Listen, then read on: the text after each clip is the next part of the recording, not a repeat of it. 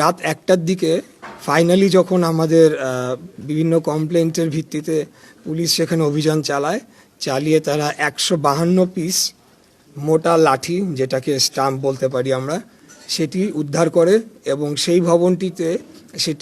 সেই ভবনটির মালিকানায় রয়েছে আমাদের প্রতিদ্বন্দ্বী রাজনৈতিক দল জামায়াতে ইসলামী, এবং সেখানে জকসুর সম্ভবত একটা ক্লাব রয়েছে, যতটুকু আমি জানতে পেরেছি ক্লাব হিসেবে অভিহিত করা হয়। তো সেই ক্লাবের দরজা ভেঙে তারা এই মোটা স্টাম্প লাঠিগুলো তারা উদ্ধার করে। এখন এখানে বিষয় হচ্ছে যে আমরা বেশ কিছুদিন যাবৎ এই ধরনের একটা কমপ্লেন্ট পেয়ে আসছিলাম।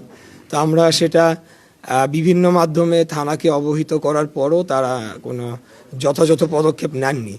পরবর্তীতে আমি নিজেই 4 তারিখ সন্ধ্যাবেলা সূত্রাপুর থানার ওসি সাহেবের সাথে কথা বলি এবং উনি তখন আমাকে জানান, ঠিক আছে আমরা এটা ব্যবস্থা নিচ্ছি, আপনার তথ্যের সূত্রকে। তো আমি তখন বললাম যে আমার তথ্যের যিনি সূত্র তিনি আমার পাশেই আছেন, আব্দুল আজিজ, তিনি সূত্রাপুর থানা বিএনপির আহ্বায়ক। তো উনি বললেন হ্যাঁ আমি ওনাকে চিনি, তাহলে ওনাকে নিয়ে গিয়ে আমরা এটা দেখছি।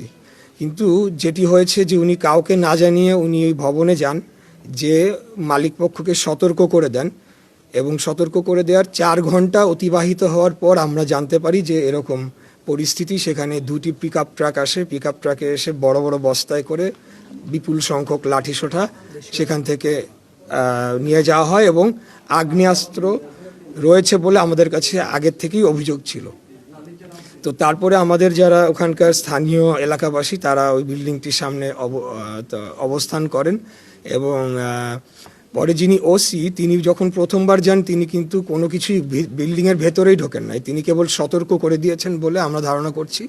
তো পরবর্তীতে তখন আমার কানে আসার পরে আমি আবারও কর্তৃপক্ষ বা ওনাদের সাথে কথা বলার পরে ওনারা সেখানে গেলেন এবং এসি কোতোয়ালি তিনিও ইনভলভড হলেন এবং সেখানে আর্মিও উপস্থিত ছিলেন।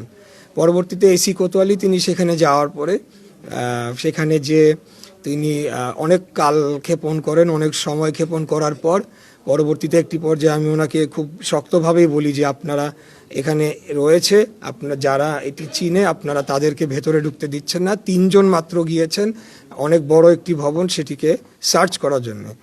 পরবর্তীতে তিনি আরেকজনকে নিয়ে যাওয়ার পরে 152 পিস পাওয়া যায়, সেটি বস্তায় মোড়ানো ছিল, সেটা পিকআপে করে তারা নিয়ে যান এবং ওই লাঠিগুলো ছিল জকসুর ক্লাব বলে অভিহিত করেছেন।